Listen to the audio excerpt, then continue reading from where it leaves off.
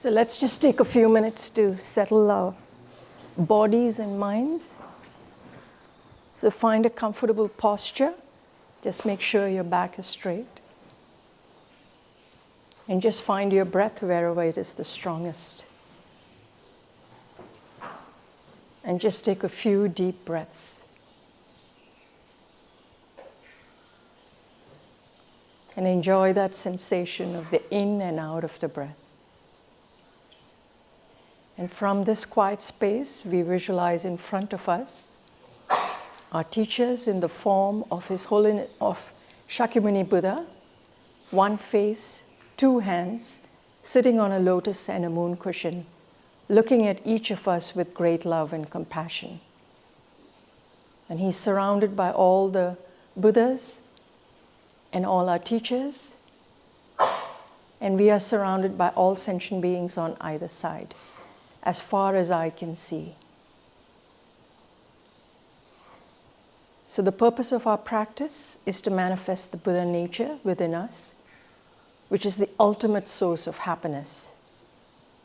And we do this by removing the two mental obscurations, the afflictive obscurations and the cognitive obscurations, to allow the wisdom and the compassion that is within us to shine.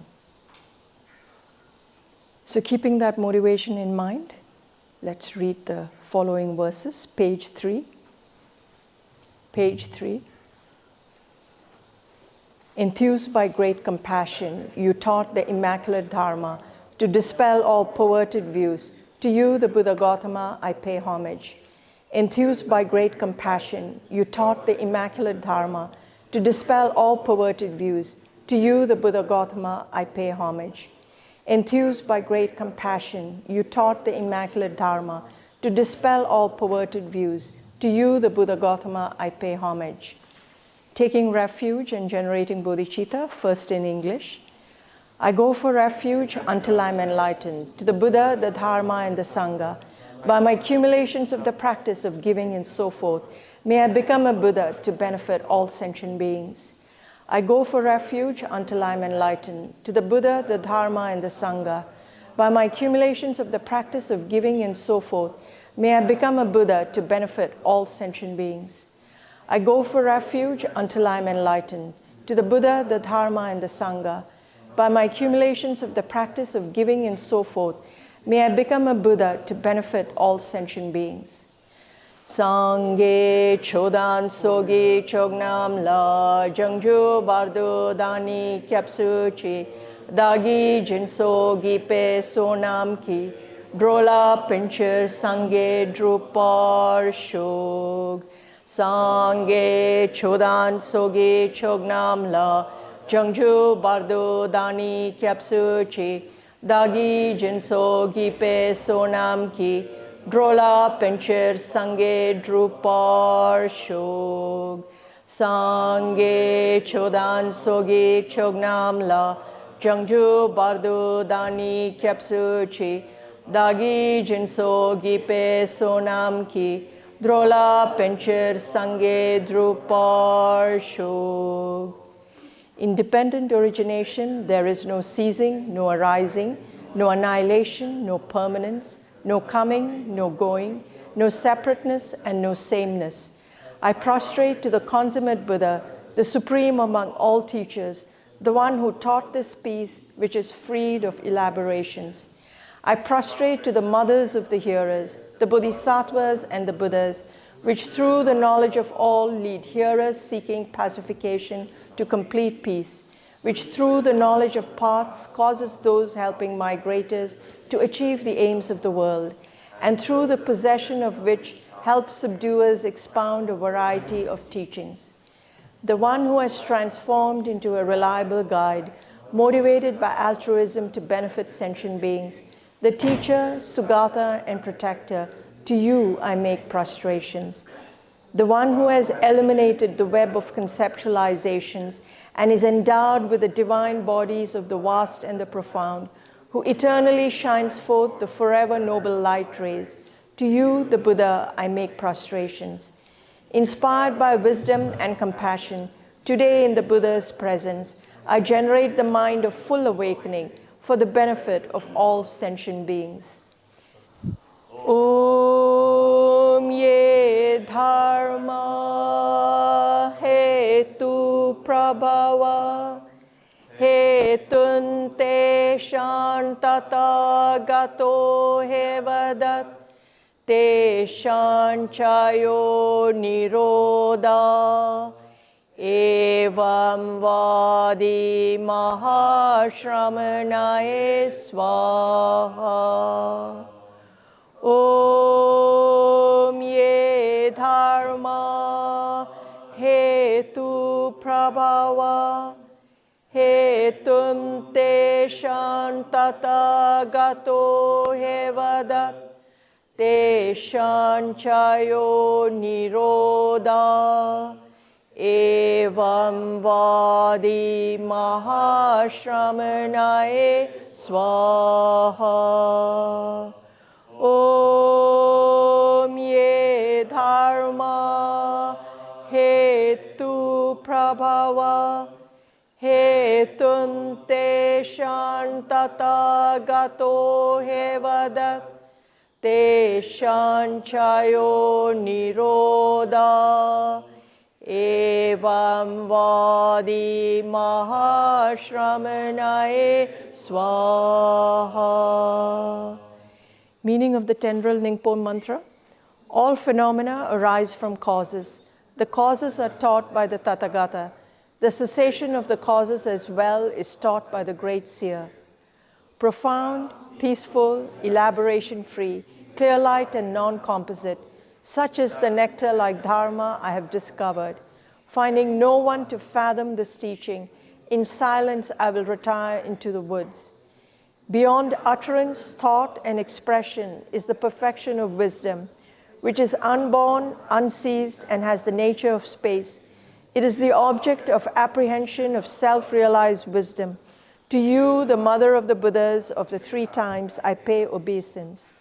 The 4 seals of Buddha's teachings. All composite things are impermanent. All contaminated things are of the nature of suffering. All phenomena are of the nature of emptiness and selflessness. Transcending sorrow is peace. The Guru is the Buddha, the Guru is the Dharma. Likewise, the Guru is the Sangha. The Guru is the source of everything wholesome. I go for refuge in the Guru. By the sound of the vibrant drum of Dharma, you liberate all beings of miseries.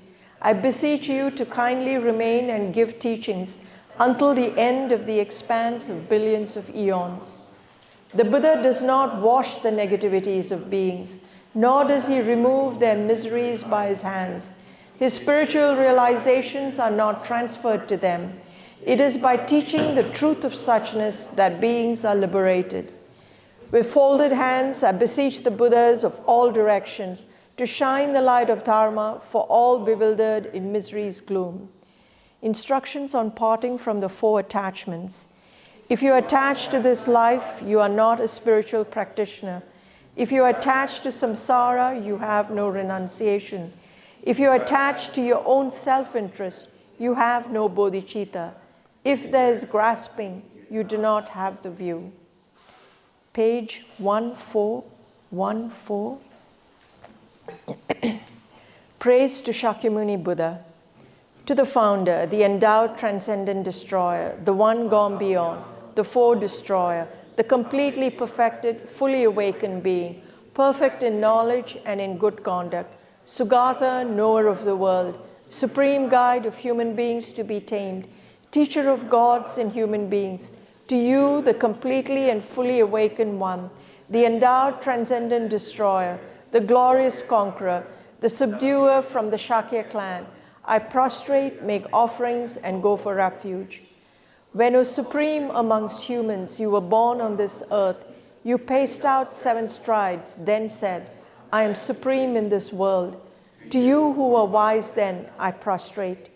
With pure bodies, forms supremely pure, wisdom ocean like a golden mountain, fame that blazes in the 3 worlds, winner of the best, Lord, to you I prostrate. With the supreme signs, face like a spotless moon, color like gold, to you I prostrate. Dust-free like you, the three worlds are not. Incomparable wise one, to you I prostrate. The Savior having great compassion, the Founder having all understanding, the field of merit with qualities like a vast ocean, to you, the Tathagata, I prostrate. The purity that frees one from attachment, the virtue that frees one from the lower realms, the one path, the sublime pure reality, to the Dharma that pacifies, I prostrate.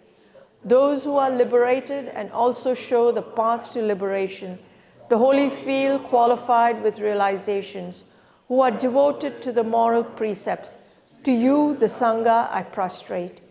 Do not commit any non-virtuous actions. Perform only perfect virtuous actions. Subdue your mind thoroughly. This is the teaching of the Buddha. A star, a visual aberration, a flame of a lamp, an illusion, a drop of dew or a bubble, a dream, a flash of lightning, a cloud. See conditioned things as such.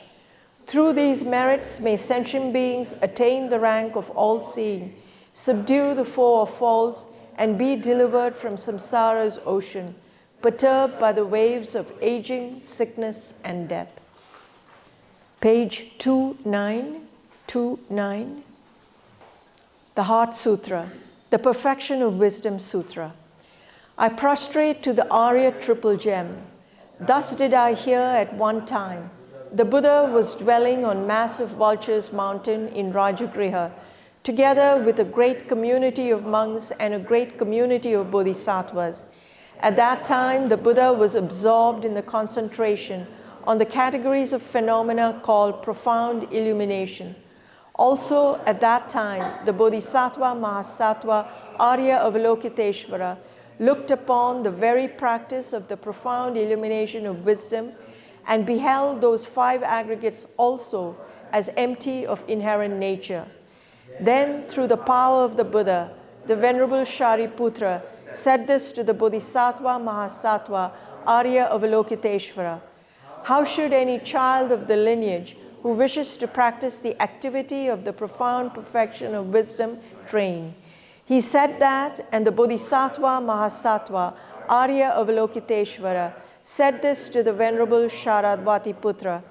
Shariputra, any son of the lineage or daughter of the lineage who wishes to practice the activity of the profound perfection of wisdom should look upon it like this, correctly and repeatedly beholding those five aggregates also as empty of inherent nature. Form is empty. Emptiness is form. Emptiness is not other than form. Form is also not other than emptiness. In the same way, feeling, discrimination, compositional factors, and consciousness are empty.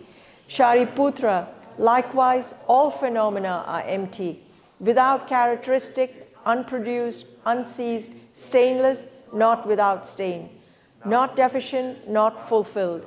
Shariputra, therefore, in emptiness, there is no form, no feeling, no discrimination, no compositional factors, no consciousness, no eye, no ear, no nose, no tongue, no body, no mind, no visual form, no sound, no smell, no taste, no object of touch, and no phenomenon. There is no I element, and so on, up to and including no mind element, and no mental consciousness element. There is no ignorance, no extinction of ignorance, and so on, up to and including no aging and death, and no extinction of aging and death. Similarly, there is no suffering, origination, cessation, and path. There is no exalted wisdom, no attainment, and also no non-attainment. Shariputra, therefore, because there is no attainment, bodhisattvas rely on and dwell in the perfection of wisdom, the mind without obscuration and thus without fear. Having completely passed beyond error, they reach the endpoint of nirvana. All the Buddhas who dwell in the three times also manifestly, completely awaken to unsurpassable, perfect, complete enlightenment in reliance on the perfection of wisdom. Therefore, the mantra of the perfection of wisdom, the unsurpassed mantra, the mantra equal to the unequaled, the mantra that thoroughly pacifies all suffering, should be known as truth since it is not false. The mantra of the perfection of wisdom is declared. Tayata Om Gate Gate Para Gate Parasam Gate Bodhi Swaha. Shariputra, the Bodhisattva Mahasattva, should train in the profound perfection of wisdom like that. Then the Buddha arose from that concentration and commended the Bodhisattva Mahasattva Arya Avalokiteshvara, saying, well said, son of the lineage. It is like that, it is like that. One should practice the profound perfection of wisdom just as you have indicated. Even the Tathagatas rejoice. The Buddha having thus spoken, the Venerable Sharadvati Putra, the Bodhisattva Mahasattva Arya Avalokiteshvara, those surrounding in their entirety, along with the world of gods, humans, asuras, and Gandharvas, were overjoyed and highly praised that spoken by the Buddha. This completes the Arya Bhagavati Prajnaparamita Hridaya Sutra. So we recite 5 times the mantra. Tayata Om Gate Gate Paragate Parasangate Bodhi Swaha. Tayata Om Gate Gate Paragate Parasangate Bodhi Swaha. Tayata Om Gate Gate Paragate Parasangate Bodhi Swaha. Tayata Om Gate Gate Paragate Parasangate Bodhi Swaha. Tayata Om Gate Gate Paragate Parasangate Bodhi Swaha.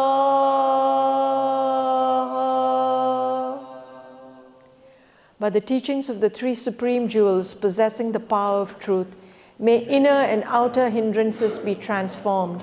May they be dispelled, may they be non-existent, may they be pacified.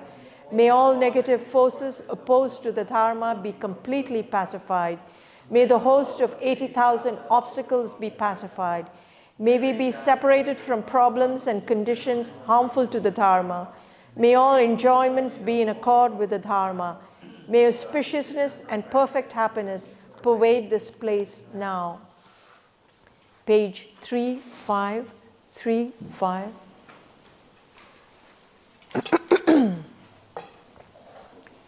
Eight verses for training the mind by Geshe Langri Tangpa.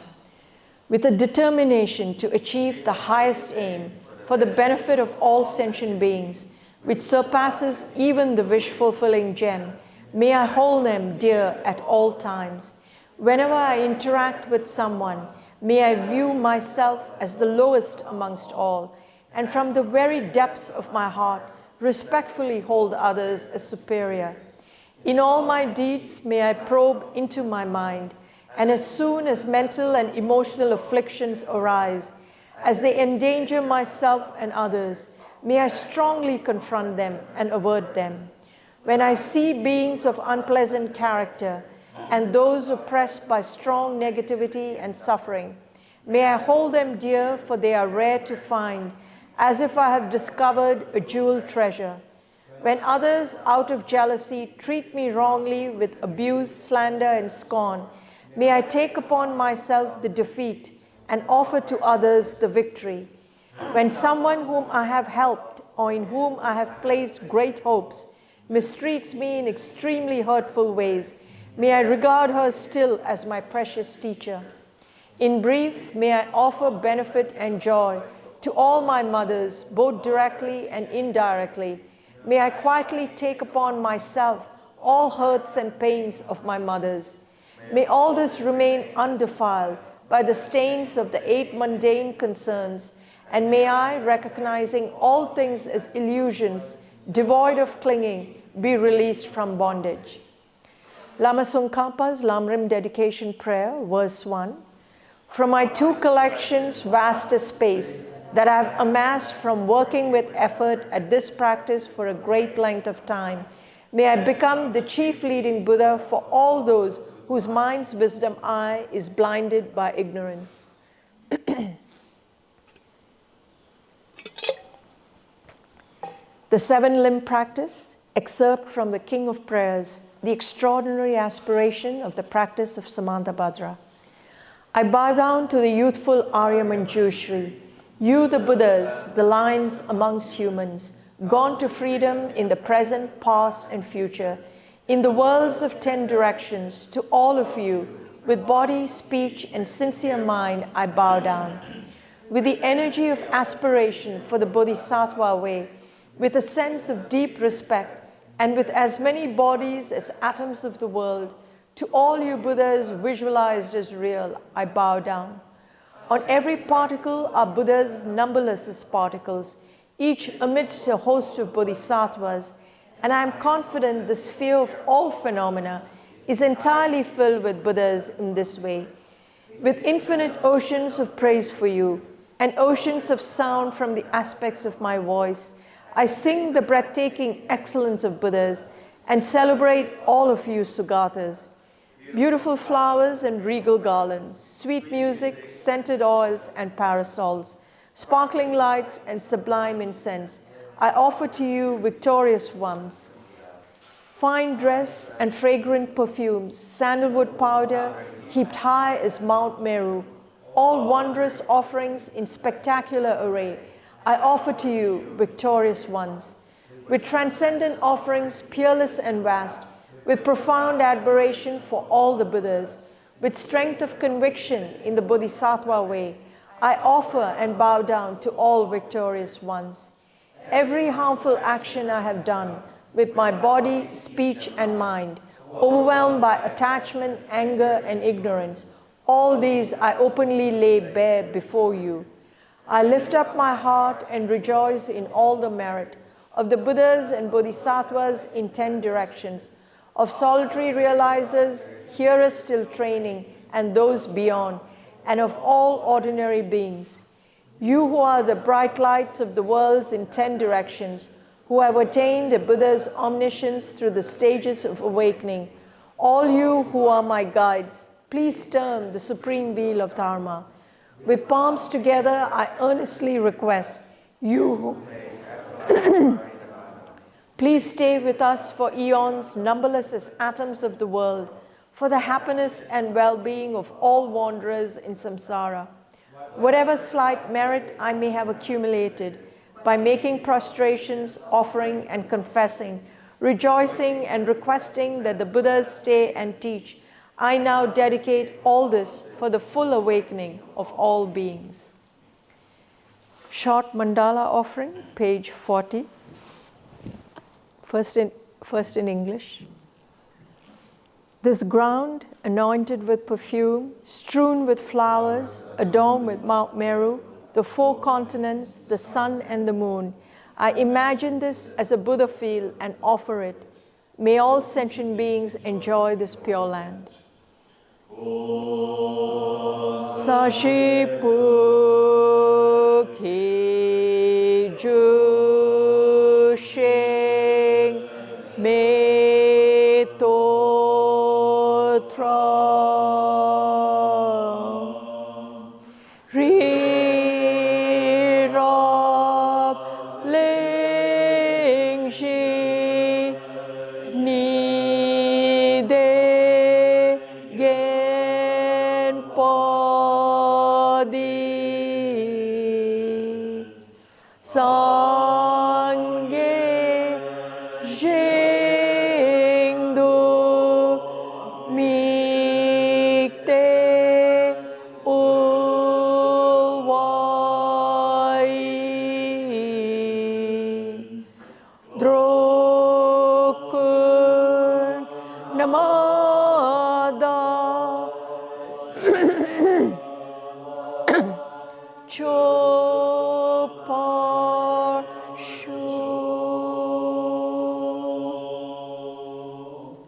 the four dharmas of Venerable Gampopa. May I be blessed that my mind is directed towards the dharma. May I be blessed that my dharma practice is on the proper path. May I be blessed that the path is freed of flaws. May I be blessed that the flaws are seen in the light of exalted wisdom. The four dharmas of Venerable Bhikshu Mahasattva. Becoming utterly frustrated with the ignorance that grasps at true existence, please bless me to generate genuine renunciation, seeing all aspects of samsara as viciously repulsive. Please bless me that my mind stream overflows with the precious bodhicitta that cherishes others more than myself. Please bless me to have an immaculate experience of the wisdom of emptiness that does not see even an atom of intrinsic reality on the basis of understanding how things come into being by dependent origination through mere conditioning. Please bless me that my mind stream overflows with the precious wisdom of the non-duality of bliss and emptiness. Idam Guru Ratna Mandalakam Niryatayami. Page 42. The Foundation of All Good Qualities by Lama Tsongkhapa. The foundation of all good qualities is the kind and perfect pure Guru. Correct devotion to the Guru is the root of the path. By clearly seeing this and applying great effort, please bless me to rely upon the Guru with great respect. Understanding that the precious freedom of this rebirth is found only once, is greatly meaningful and is difficult to find again, please bless me to generate the mind that unceasingly, day and night, takes its essence. This life is as impermanent as a water bubble. Remember how quickly it decays and death comes. After death, just like a shadow follows the body, the results of virtuous and non-virtuous karmas follow. Finding firm and definite conviction in this, please bless me always to be careful, to abandon even the slightest negativity and accomplish all virtuous deeds. Samsaric splendors are unsatisfying and unreliable. Seeking them is the door to all suffering. Recognizing these shortcomings, please bless me to generate a strong wish for the bliss of liberation. Led by this pure thought, mindfulness, alertness, and great caution arise. The root of the teachings is keeping the pratimoksha vows. Please bless me to accomplish this essential practice. Just as I have fallen into the sea of samsara, so have all mother migratory beings. Please bless me to see this train in supreme bodhicitta and bear the responsibility of freeing migratory beings. Even if I develop bodhicitta, but I don't practice the three types of morality, I will not achieve enlightenment. With my clear recognition of this, please bless me to practice the bodhisattva vows with great energy. Once I have pacified distractions to wrong objects and correctly analyzed the meaning of reality, please bless me to generate quickly within my mind stream the unified path of calm abiding and special insight. Having become a pure vessel by training in the general path, please bless me to enter the holy gateway of the fortunate ones, the supreme Vajra vehicle. At that time, the basis of accomplishing the two attainments is keeping pure vows and samaya. As I have become firmly convinced of this, please bless me to protect these vows and pledges like my life. Then, having realized the importance of the two stages, the essence of Vajrayana, by practicing with great energy, never giving up the 4 sessions, please bless me to realize the teachings of the Holy Guru. Like that, may the Gurus who show the noble path and the spiritual friends who practice it have long lives. Please bless me to pacify completely all outer and inner hindrances. In all my lives, never separated from perfect Gurus, may I enjoy the magnificent Dharma. By completing the qualities of the stages and paths, may I quickly attain the state of Vajradhara. So we recite the meaning of the Miksama verse first and then chant the Miksama verse. You are Avalokiteshvara, great treasure of non-referential compassion, and Manjushri, master of flawless wisdom, as well as Vajrapani, destroyer of hordes of demons without exception. Tsongkhapa, crown jewel of the sages of the land of snows. Losang Drapa, at your feet I make prostrations. Meg me zewe ter chen chen rezig drime ken pe wampo jampelya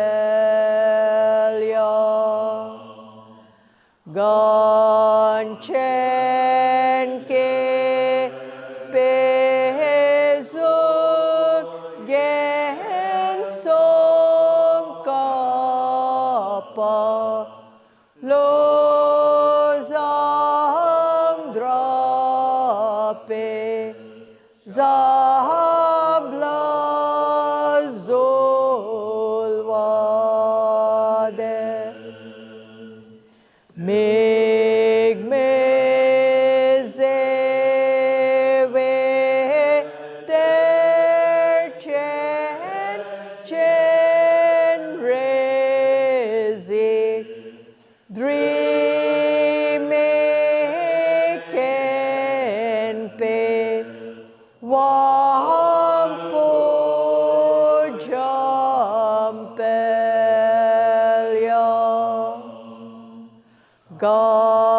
Ganchen ke pezu gen song kapa lozang drape zabla zolwade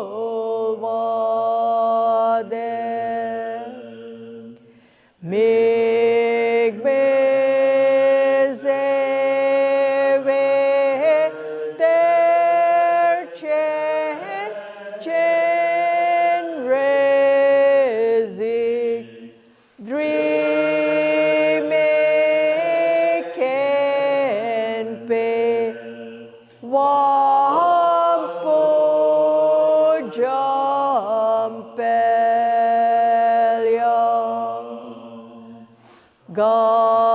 Ganchen ke pezu gen song kapa lozang drape zabla zolwade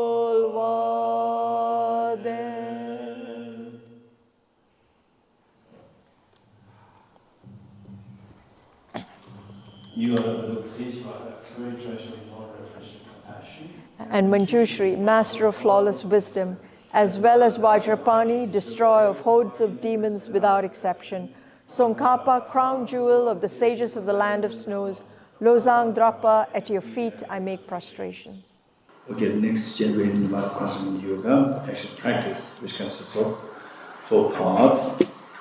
We have first the 5 minutes of the shamatha meditation, the simple meditation.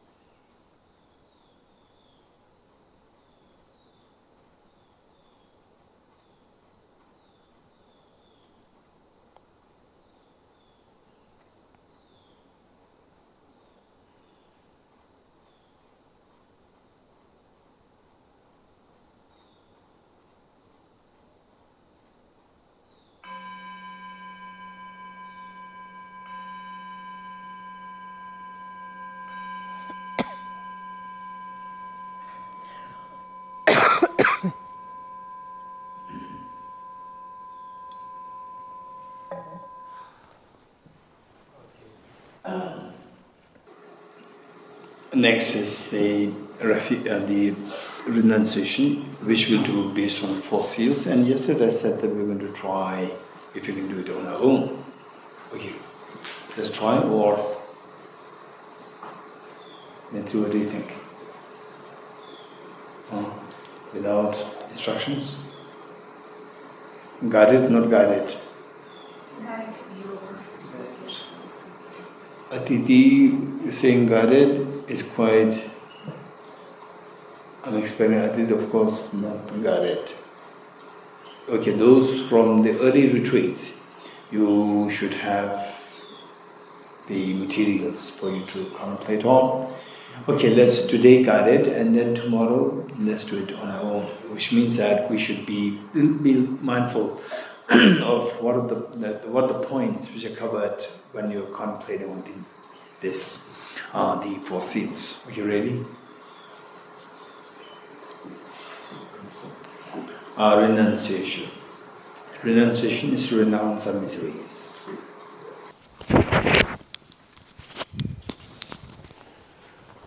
Renunciation is to renounce our miseries, to stop the pains of, stop the painful tears altogether. To renounce cause the miseries, the Buddha indicated that first we have to identify the causes of the miseries. And the Buddha identified ignorance as root cause of miseries, and alongside, ye dharma hetu prabhava, he hetum desham tathagato hyavatat. All phenomena arise from causes. The causes are taught by the Tathagata. So what are the causes taught by the Tathagata? Nagarjuna clearly explicated in Mul Madhyama Karika, the fundamental wisdom of the middle way, where Nagarjuna taught, ceasing of karma afflictions is nirvana. Karma afflictions arise from conceptual thought of inappropriate tension, which in turn arises from the elaboration of self-grasping ignorance. And the elaboration ceases through the wisdom, ceases through or into the wisdom of it, with the emptiness. So while all the painful tears of samsara, they arise from contaminant karmas, afflictions, inappropriate tension, and self-grasping ignorance, the root is ignorance. So if you cut the root while not neglecting to take care of the others, we are bound to then successfully be able to eradicate or stop all the painful tears. So for that, the Buddha identified 4 levels of ignorance. Misconceiving the ignorance which misconceives impermanent phenomena as permanent, which misconceives impure things as pure, which misconceives suffering as happiness, and finally, which misconceives what is subjectively real phenomena as objectively existent selfhood. To fix these 4 kinds of ignorance or the misconceptions, the Buddha taught the 4 seals. The first, all composite things impermanent. Things which are composed of material parts and temporal parts, parts in space and parts in time, should necessarily be impermanent in nature. And impermanence is of 2 kinds, gross impermanence and subtle impermanence. It's so important for us to contemplate on the gross impermanence unless we come to realize and be constantly reminded of the fact that we also fall under the category of the gross impermanence, whose continuum will terminate at one point. In other words, the impermanence of death. Only if we contemplate on this, we will prepare for the next life. So preparing for the next life will allow us to always engage in virtues, thereby stopping us from negativities, harming others, and being distracted to the trivialities of life. To make a life more productive, not being swayed by the mundane happiness. And of course it doesn't mean that stay away from mundane happiness, but where indulgence is the one which steals the time and which stops us from preparing for our next life. So, contemplating on the realities of the beings of the past kings, very powerful kings, and the ones with the extraordinary youthful beauty, the handsomeness and so forth, they're all gone. Extraordinary qualities of the music, song, voice, and the flexibility of the body, and the success in business, and the smartness, intelligence, all these people, they're gone. And very powerful people, like kings, queens, and so forth. Look at the fortresses. These are the proof. These are the proofs that once upon a time, these things happen. And these people, most likely, except for few, they conceive themselves as a permanent phenomenon. Now, where are they? They're all gone. Like the great pyramids. Just imagine, the pyramids, huge, gigantic. What does this indicate? That the person for whom this was built must be extremely powerful. Now, where is influence? All gone. And it's not that they are unfortunate and we are fortunate. No. It's a matter of time, 200 years down the line in the future. Not even a single 8 billion human beings today will be alive then. They will all be gone. This is known as the impermanence. The power of impermanence. Yes. And even your youth, your beautiful days to be with your parents, with your near dear ones, when you are a teenager, they're all gone. And situations will become worse. Situations will keep becoming worse all the time. This is impermanence. If you remember these things, then we will not be swayed by the indulgence into the attractions of this life, which only steals our time to prepare for a more meaningful journey ahead. So where there is the change happening, whose continuum change stops, these changes should necessarily involve subtle impermanence, momentariness. All composite phenomena should necessarily have momentariness involved. The change that you see in your own body the last 20 years, 30 years, 40 years, since the 1 year, 1 day, the day when you were born on the planet Earth to today, what a change of your body. At that point, a tiny piece of flesh, and today, a huge human being. So this change did not happen overnight. It has been happening every year. Yes, that's acceptable. And the change that you see over the span of a year is possible only if there's a change happening on a monthly basis. Yes, then now go down to the shorter and shorter period of time with respect to where the framework within which the change is happening. The change that you see in the matter of time happens only if there's a change happening on the daily basis, day by day. And that change is possible only if the change is happening on the hourly basis, hour by hour, minute by minute, yes, second by second. Okay, now, yes, I understand it. Without this grosser change is not possible, yes. And the change that you see over the span of a second is possible only if this change happening on the millisecond, or our second split into 10 divisions, 100 divisions, or 1,000 divisions, yes, where the changes are so grossly seen, so fast. This is exactly how our body is changing, how your family members is changing, how the place where you are living is changing, the car, the road, even the sun, the planets, the whole solar system, whole Milky Way galaxy, the whole cosmos is changing in such a fast pace. There's no composite phenomena standing still, even for a second, even for a millisecond, all comes of them move so fast. It is very scary. We can sit for a retreat like this, spending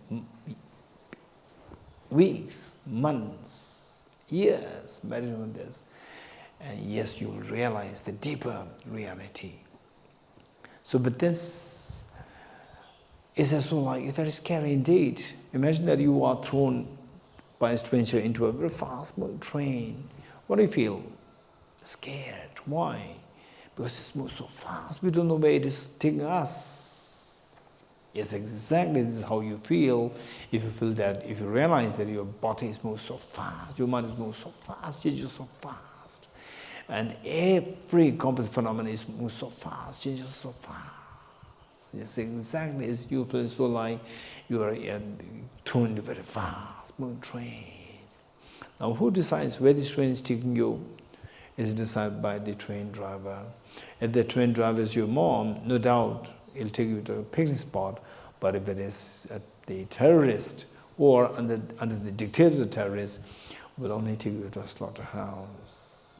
Yes, in our case, while the train driver within us is the mind, and this mind unfortunately is under the dictate of the terrorists, the worst of contaminations, referred to as self-grasping ignorance, making us drown in the dream created by the self-grasping ignorance. As long as we're in the dream, you have no freedom. The moment the dream is created, lack of freedom is created. The moment the ignorance is there, lack of freedom is created. Lack of freedom is misery, misery is samsara. Okay, now I understand it. Okay, where there is contamination, worst of which is ignorance, it will only take us to the miseries. Like what? 3 kinds of suffering. Manifest suffering, referred to as the suffering. Like all the problems in the family, your ill health, and the hunger, people bullying you, people judging on you, and so forth. You feeling so restless, anger, agitated, frustrations, helplessness, and so forth. Yes, and suffering change, which lures us, like offering the swimming pool, the Starbucks, and so forth in the prison, and letting you forget that you are in prison. And eventually you're going to be exterminated, you're going to be executed. And then you regret. You realize that all the other earlier facilities, they are just the lure, the bait for me. They are so vicious. Why? Those who realize that the suffering change or the mundane happiness, they are the lure, the bait for me, which will eventually take me to the execution. That is, these people who realize way before, ahead in time, they're wise. And those who realize at the last moment, when you are actually to execute it, then you regret, that is unwise. So let us be wise. Then the next, pervasive condition suffering, the worst of all the sufferings. The first one, suffering. This is extremely immediately painful. Suffering change, a bait, a lure, and pervasive condition suffering. The mastermind of these two, the earlier 2 sufferings, is a mastermind where you are under the third sway of the third suffering. No escape from the first suffering and second suffering. First, it will give you the second sufferings, the mundane happiness. This will trap you, and then you are made to suffer, go through the suffering. Acutely painful. Tears, continuously tears. Your heart breaking. This is the story of the self-grasping ignorance, contaminations. All contaminated things are suffering nature. Yes, one moment of such a suffering, particularly for us, the manifest suffering is the one which we say is so urgent. And for the more realist beings, the pervasive condition suffering is the one which is the most vicious thing. So for us, even one moment of such a tragedy of the pain, the loss of near and dear ones is good enough to nullify all the past experiences, joy, fun, merriment, festivities, birthday celebrations, picnics, party, and so forth. They are so hollow. Look at the people in the nightclubs. They're just intoxicated. Intoxicated. In their mind, there's no reality outside waiting for them. Sickness, aging, death, and so forth. And finally, when they end up into these situations, they regret seeing that early moments of being intoxicated in indulgence in these things. These are all so unwise, childish, bad. Yes. One moment of the loss of near and dear ones is so acute, painful, that all the past moments of the merriments and so forth, they are just so hollow and meaningless. Yes, that's true. That's true. But when will this stop? 2024 stopped on its own. There was a time that it stopped. 2000, today 25, 2035, 45, even 2045, 3045. One day, even that will come to an end on its own. So when will these miseries will come to an end? Three kinds of suffering will come to an end. When? Okay, don't expect a day will come automatically that one day all your tears will stop, all your miseries are stopped, and you are liberated. It will never happen on its own unless until we put a concerted effort. What kind of effort is required? Yes, impermanence is of three kinds. One talk about the gross and subtle, two kinds. There's also can be classified in three kinds. Impermanence, whose continuum never terminates. For example, like your mind, yourself, time, and so forth. These are impermanent phenomena, but never stop. There's a second class of impermanent, whose continuum invariably stops. 2024, your youth, your happiness, the joys, they invariably stop. There's a third class of phenomena, impermanent phenomena, whose continuum never stops unless until you put in effort. Like what? The tears, the painful tears, they will never stop. Self-grasping ignorance will never stop. Aging never stop. All the miseries that we go through, they will never stop unless until we put effort. If you do put effort, of course they will stop. What kind of effort is required? Yes. For that, we need to know the nature of the deformance and identify the root. This is what the Buddha taught as ye dharma hetu prabhava hetum tesham tathagato hyavatat. So, what is the root? The root is self-grasping ignorance. How to stop that? By introducing a counter force. If there's a darkness which stops you from reading books, how to remove the darkness is only through introducing the light. Likewise, it is only through introducing the light of the wisdom that the darkness of ignorance can be eradicated. What is that wisdom? This just as in the dream, you see things are so object real, and seeing the dream as object real, that is this ignorance, and the outcome is a fear. It happens in the dream. So we have to wake up from the ignorance, the dream, the sleep of the ignorance, to see that everything is purely subjective. The way you wake up from the dream, to see that the dream goes is just subjective, empty of objective reality, the fear dissolves. Likewise, the fear of samsara. To discover that everything is just like a dream, empty of objective reality, all coming from your mind, your fears will dissolve. All the fears of samsara will dissolve. That's amazing. How can I get there? We have to cultivate this wisdom. So what is the wisdom? Wisdom is the discerning mind, whose apprehension of the object tallies with reality. What is the reality? Reality is what the Buddha indicated as the third seal. Everything is the nature of emptiness and selflessness. What do you mean by emptiness?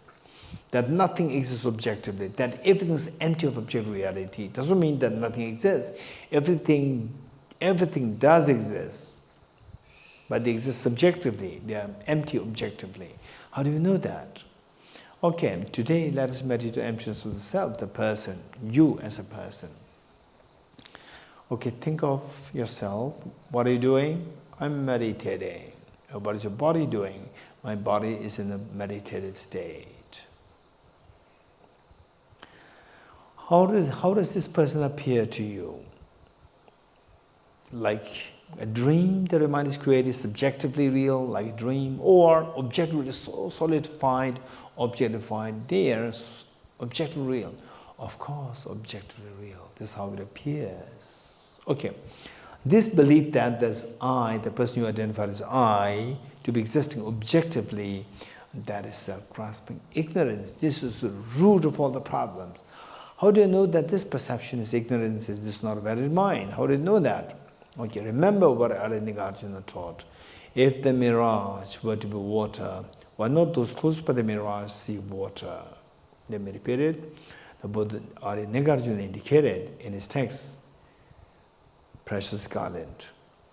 If the mirage were to be water, why not those close by the mirage see water? With a similar token of reasoning, if this person who identifies I were exists objectively, why don't I see this person as I go closer to this object? Okay, let us now go closer to this object. This is technically what is known as subjecting this person to ultimate analysis. Okay, let us subject this person to ultimate analysis, which means go closer to see where this objective person exists. Going closer, we end up seeing a very thin layer of the skin. So we're not interested in anything which is not the objective person. So let us just try to identify that objective self, the person, and the rest just ignore. Okay, thin layer of the skin, of course, this is not identified as objective as the person, not as intrinsic one with the person. Go inside, you see the fatty tissues, behind that, the muscles, the cartilages, and alongside the whole skeleton, the heart, the lungs, the liver, pancreas, stomach, intestine, gallbladder. And these solid parts constitute the element of earth. And of course, the element of earth is not to be identified as intrinsically as the self. Now what? Element of water, the 4 liters of blood which is pumped in and out by the heart to the different parts of the body. Of course, this is not about, of course, this is not me. Element of fire, 2,600 joules of energy of your body. In other words, the body heat. Of course, that is not me. People from distance can see me. They cannot see my body heat. Element of air, 4.6 liters of air that you breathe in and out through your lungs. Of course, that's also not me. Element of space, 99.99% of your body is vacuum, and but you're a solid person. I'm a solid person. The space is vacuum in nature, so therefore I'm also not the space. Now what is left? Element of consciousness or element of mind is left, which means your mind, the thinking, the facility within you. No one from outside can see my mind, but they can see me. And also that I am a male, I'm a non-male, I'm a female, I'm a non-female, but my mind does not have a gender. So therefore, if this mind is also not me, okay. Now what are you saying? Subjecting this self to ultimate analysis, what are you seeing? I'm just seeing the 6 elements which are the parts of this, the person who identifies as I. Now tell me, if this I is to be identified as intrinsically as one with these parts, which means if any of these parts to be identified as the self in its ultimate analysis, no. Okay, if you understand this, you've understood the emptiness of the objects being intrinsically one with its parts. Now, if it's not intrinsically one with its parts, remove the 6 elements to see that if the self still exists as different from the 6 elements. Remove the 6 elements, what happens? Nothing is left there. So if you're definitely certain about this, you understood the emptiness of these, emptiness of objects being intrinsically different from its parts. Okay, good. Now tell me, you have to come too close to the object, so now where is that objective self? No way to be seen. Stay in this experience for a while. And for some of you, you may get a tinge of fear or an extremely profound peace, peaceful experience at the core of your heart, or in some cases, goosebumps can come, or in some cases, cold waves can flow through your surface of your skin. If any of these indications happen, you're very fortunate. If not, don't worry. Study more, contemplate more. This is the most meaningful thing to counteract, to stop all the painful tears of life. So precious and worthy to be studied, contemplated, meditated upon. Okay, good. This is amazing. The practice, very powerful. But what's the benefit of this? Yes, just as this self who identifies I, when subjected to ultimate analysis, we come to realize that it does not exist objectively. And believing that this self exists objectively is the root cause of all the problems, conflicts with other people, becoming so self-conscious when people are judgmental of you, and you also judgmental of others, and sickness, aging, death, all these problems are somehow connected with this belief. Okay, just as this self is seen to be empty of objective reality, believe it or not, you subject any part of your miseries, any part of any form of sorrows to this analysis, you will all transcend these to see that they dissolve as objectively they are all empty, to discover that a belief is shattered. So because of which you transcend all sorrows. All sorrows are seen to be empty of objective reality. You transcend sorrow. Where the sorrow is transcended, the peace dawns in you. This is what the Buddha indicated as the fourth seal. Transcending sorrow is absolute peace. Stay in this experience for a while. Experience of emptiness where all your sorrows are transcended. Stay in this experience.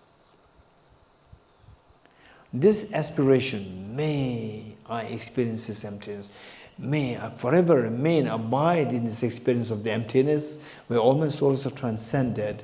This is known as renunciation. This is the ultimate understanding of renunciation. Otherwise, there are grosser versions of that renunciation, like, okay, I renounce miseries, I will renounce my afflictions, I will renounce good-time karmas, and so forth.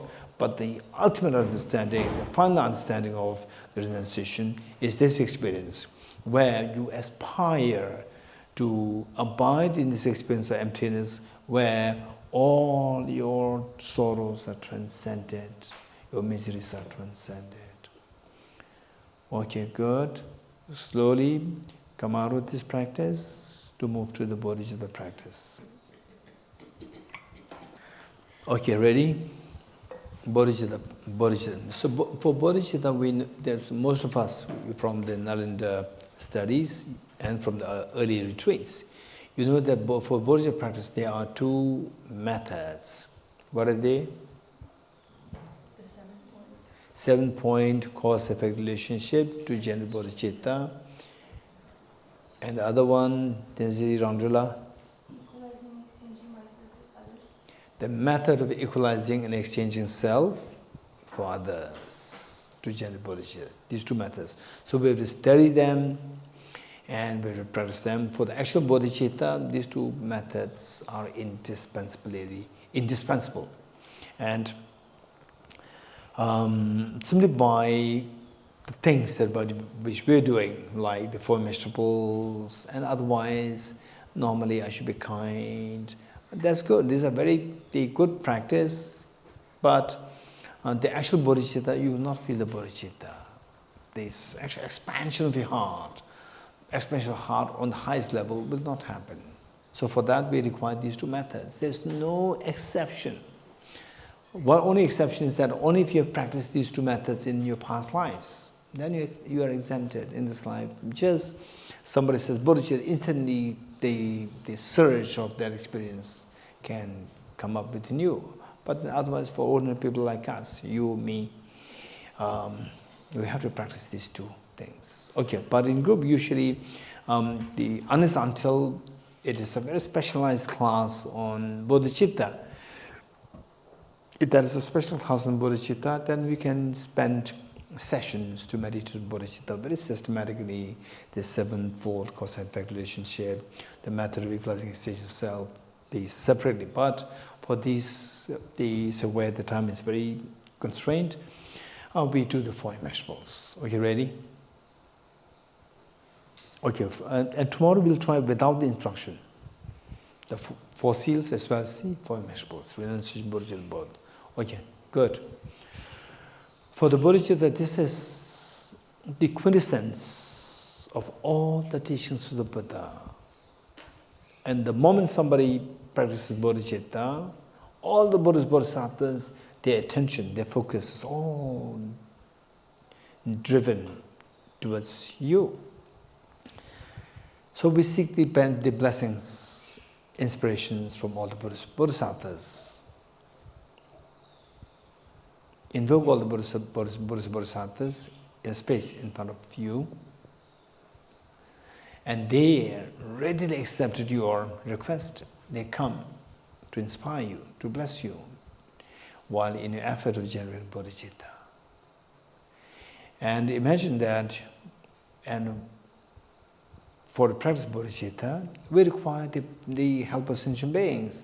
Because without the sentient beings, you cannot expand your compassion to all the beings. So, contemplate, think of your 2 parents, all the family members, and the children, and all the other sentient beings, human beings, animals, insects, hungry ghosts, god and goddesses, spirits, everyone with you.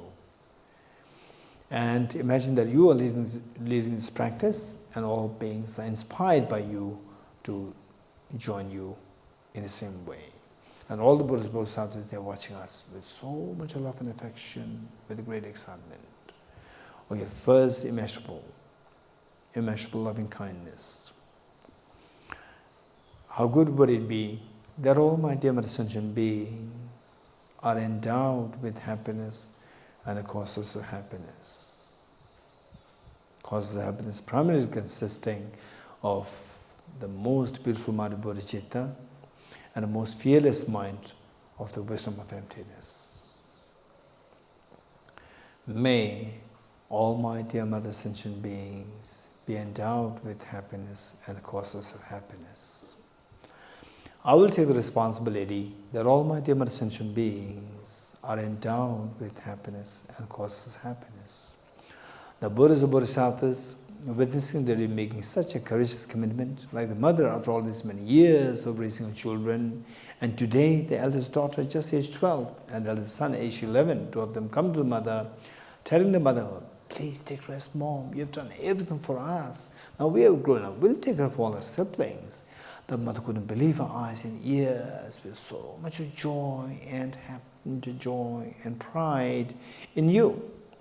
This is exactly what happens to all Buddhas, Bodhisattvas. They feel so proud and so happy over you to see that you are taking the responsibility for all the sentient beings, and this pride and happiness the Buddhas and Bodhisattvas feel invoke their compassionate minds to send forth nectars, very soothing lights towards you and all the sentient beings.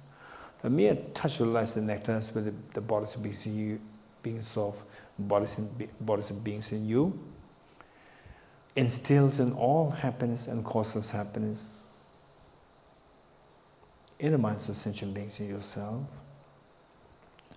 And you witnessing such a miracle is happening to all of the sentient beings. You're intensely happy. Take 3 deep breaths, sighing with relief.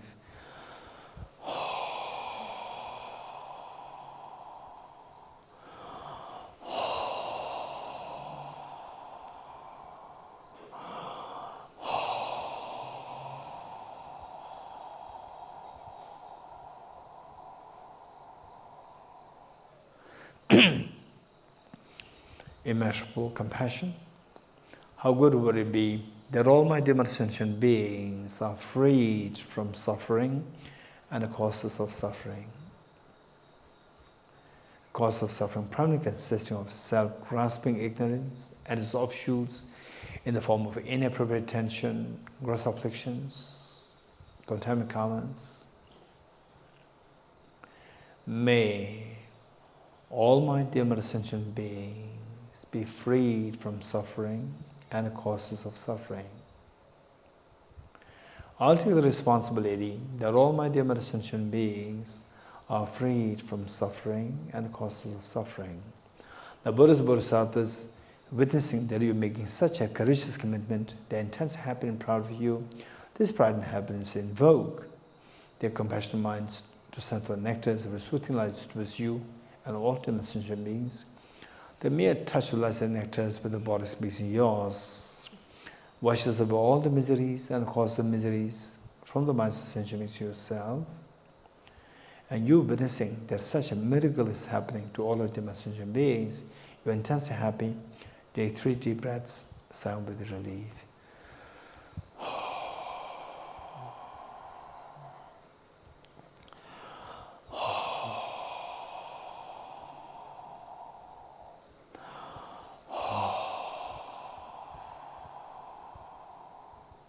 Next, immeasurable joy. How good would it be that all my dear sentient beings are never separated from happiness and the causes of happiness that they're endowed with. May all my dear sentient beings never be separated from happiness and the causes of happiness that they're endowed with. I will take the responsibility that all my dear sentient beings are never separated from happiness and the causes of happiness that they're endowed with.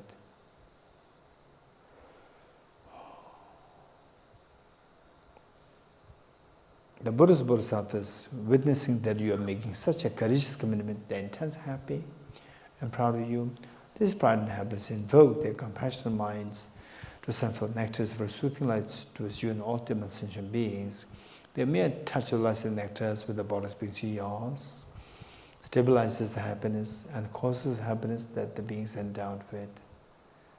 And you witnessing that such a miracle is happening to all the dear sentient beings, you're intensely happy. Take 3 deep breaths. My dear sentient beings are freed from the biased attitude of excessive attachment towards some and aversion towards others. May all my dear sentient beings be freed from the biased attitude of excessive attachment towards some and aversion towards others, and instead embracing all other dear sentient beings with equal love and affection, leaving that aside. I'll take the responsibility that all my dear sentient beings are freed from the biased attitude of excessive attachment towards some and aversion towards others. The Buddhas, Bodhisattvas, witnessing that you are making such a courageous commitment, their intense happiness and proud for you, this pride and happiness invoke their compassionate minds to send forth nectars of soothing lights towards you and all ultimate sentient beings. The mere touch of lights and nectars with the body speaks to yours frees the beings from the biased attitude of excessive attachment towards some and aversion towards others, instead making them abide in the great state of equanimity, embracing all other dear sentient beings with total love and affection, leaving none aside. And you witnessing that such a miracle is happening to all of the sentient beings, you're intensely happy. Take 3 deep breaths, sound with relief.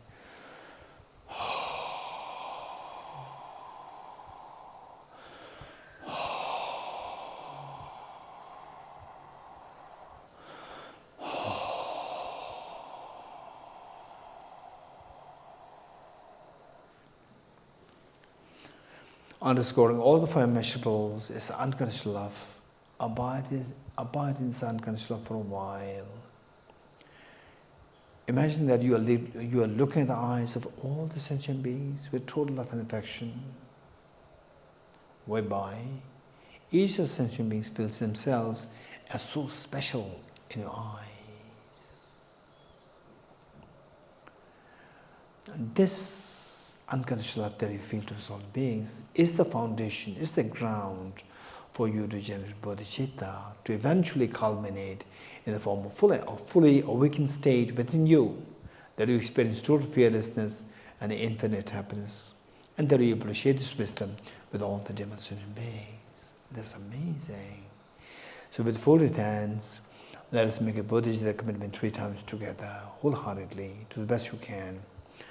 May I become Buddha for the benefit of all my dear mother sentient beings. May I become Buddha for the benefit of all my dear mother sentient beings. May I become Buddha for the benefit of all my dear mother sentient beings.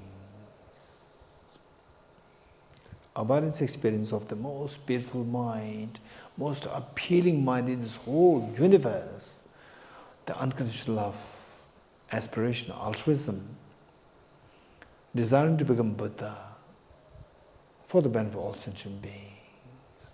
Slowly transform this most beautiful mind of the bodhicitta into a spotlessly clean moon disk, 2 inches or 3 inches in diameter, horizontally sitting with the heart. Okay, that's amazing that you made such a courageous commitment to become Buddha, but remember, no matter how much you squeeze a handful of sand, no oil comes out. Yes, I know that. I have a Buddha nature with me. I'm like a handful of sunflower seeds rather than a handful of sand. I have a Buddha nature with me. Okay. If you have the Buddha nature, why not? Since time immemorial, since primordially, why is this Buddha nature not manifested fully till today? Yes, you are right. Till today, I've been deceived by the 2 demons, self-grasping, ignorant, self-centered attitude, always coming in the facade of guarding me, protecting me, giving me joy and so forth. Today, I discovered the reality. I'm disillusioned by these 2 demons. These 2 are no more my friends. These 2 are the worst of my enemies. And so what are we going to do? I'm going to do everything to exterminate these 2 demons. What to do? How am I going to do that? Yes, I'm going to resort to a very powerful remedy. What is that remedy? That remedy is the ultimate bodhicitta. What is the ultimate bodhicitta? The non-dual wisdom of emptiness of the Arya Bodhisattvas. What is that line? Okay, let's quickly retrieve the experience of the wisdom of emptiness, which you meditated as the third of the 4 seals. Okay, what are you doing? I'm meditating. So what you consist of? That I'm considered 6 elements. Okay, just go by one. Element of earth, solid part of your body, element of earth. Element of water, element of fire, element of air, element of space, element of consciousness. Okay, now tell me, which of the 6 elements that you have found in ultimate analysis is to be identified as the self, intrinsically as the self? None. If none, see if the self, still there's objective self, objective exists self, keeping aside the 6 elements, remove 6 elements, what is left? Nothing's left there. Stay in this experience for a while, where you discovered that the self, which I identify as I, does not at all exist objectively. Objectively is empty. Stay in this experience for a while. Okay, slowly transform this wisdom of emptiness that you've meditated now into a spotlessly clean, thumb-sized white vajra, vertically sitting on the moon disk of your heart. Okay, now this amazing, you have the blaze of the non-dual bodhicitta, the way the title of the book that we have is given. The blaze of the non-dual bodhicitta. What is non-dual bodhicitta? There should be 2 bodhicittas, yes.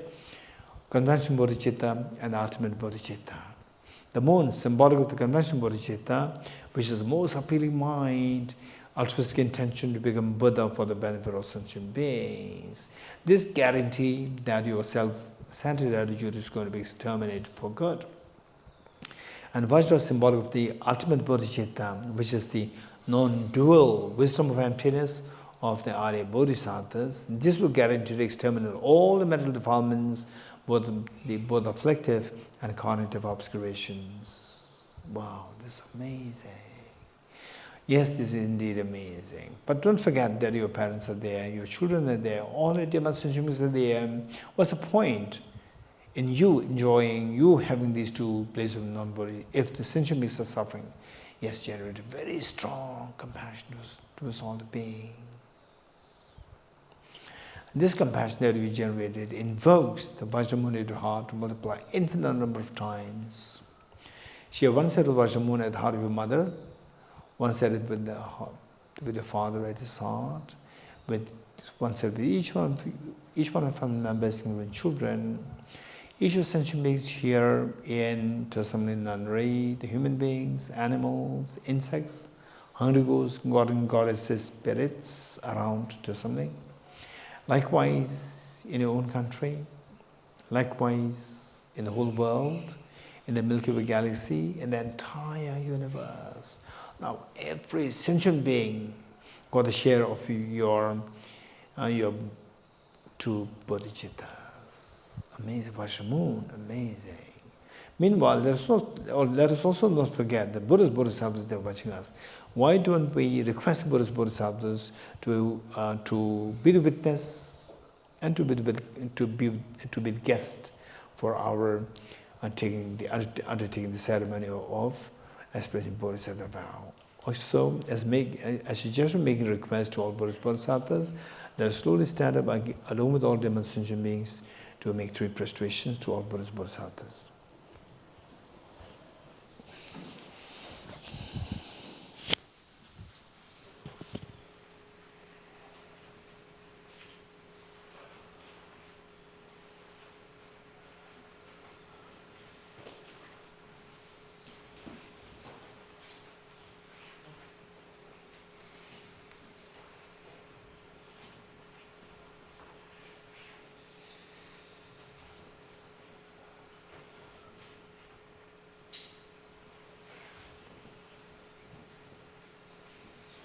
If possible, see if you can sit on your right knees to take the expression Bodhisattva vow.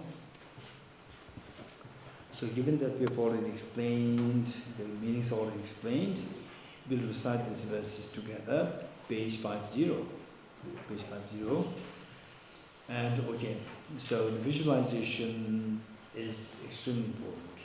Proper visualization of all the Buddhist Bodhisattvas as you have requested, invited, they're with us. Like, imagine that you are a little girl, just age 4 or 5, or a little boy, age 4 or 5. For the first time in your life, you are making a public appearance on behalf of your school.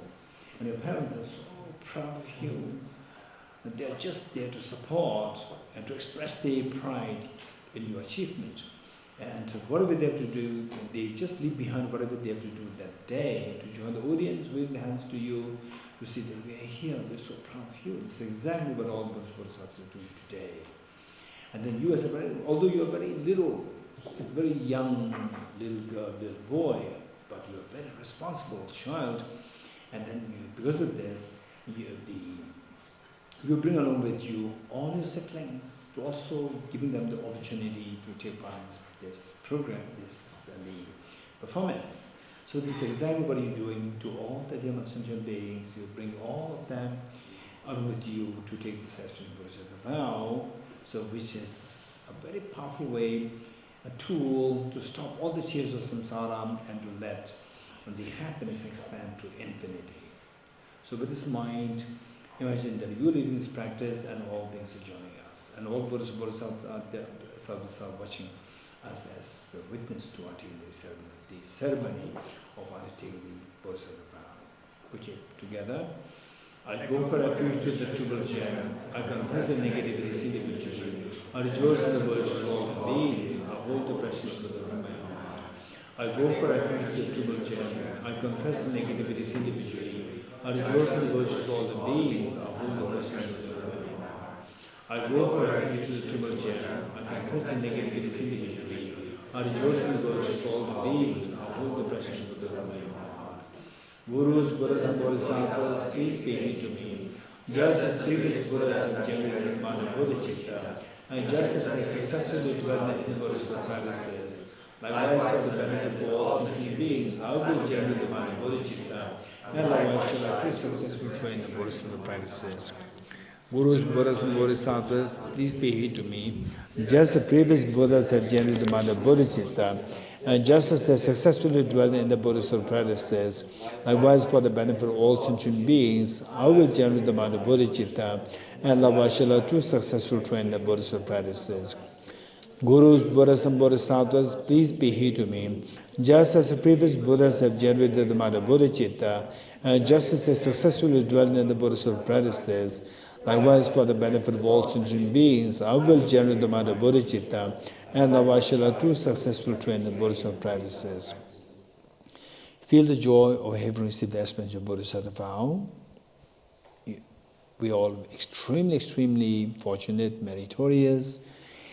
And the Buddhist Bodhisattvas, like the mother, after all these many years of receiving complaint from the school principal over you, that your daughter, your son, two are so mischievous and receiving complaints all the time. And today again, the mother sees the school principal coming. Again, the mother is very apprehensive. What kind of complaints? School principal said, no, we came here to congratulate you. What for? Congratulate that your daughter and your son, two of them are appointed as best of the students of this school for this year. And your mother could not believe her eyes and ears, and her eyes welling up with tears out of joy. This is exactly happening to all the Buddhist Bodhisattvas today. All these innumerable lifetimes, they only wish, they shun the non-virtues, we shun harming others, so that you experience fearlessness. But on the contrary, we always embrace in the acts of harming others, and thereby attracting all the miseries. Likewise, they always wish that you embrace virtues, benefit others, and thereby experiencing infinite happiness. On the contrary, they always feel extremely sad to say that we continue to remain deprived of happiness because of the reluctancy in embracing the virtues. And today what you did is something very different that made all the Buddhist Bodhisattvas so happy today. This happiness and pride all Buddhist Bodhisattvas feel today invoke the Vajramoon at their hearts to multiply infinite number of times. Like rain shower, these replicas of the Vajramoon, the replicas from the Buddhist Bodhisattvas, they descend to merge with the one they visualize at your heart, thereby becoming non-dual, stabilized, and blessed. Likewise, all this innumerable, the infinite number of the Vajramoon from the Buddhist Bodhisattvas, like rain shower, they descend to merge with the one they visualize at the heart of your father, mother, all of them members of your children, and all of the beings here in Thosamling Nunnery, all the beings in the world, in the Milky Way galaxy, and in the entire universe. Thereby become non-dual, stabilized, and blessed. Amazing. This is so precious. There's nothing greater than this. So, given that, realizing that all beings are your extremely kind mothers in the innumerable lifetimes, this is the best way to, best offering and best way to repay the kindness of all your demonstration beings. And today you did it.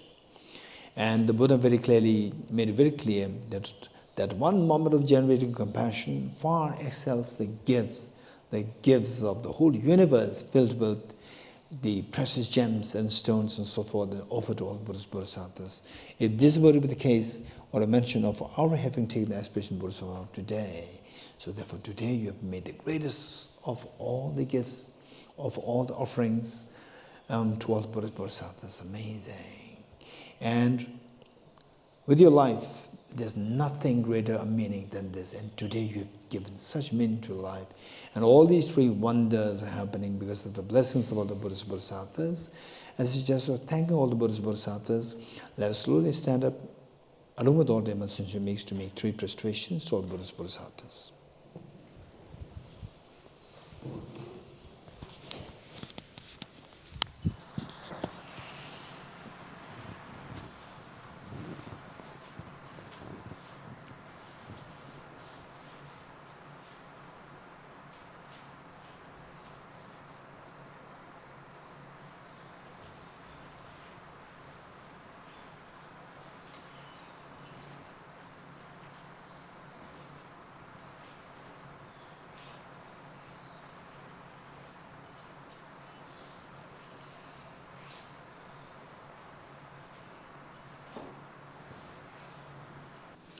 Okay, let us turn to page 51.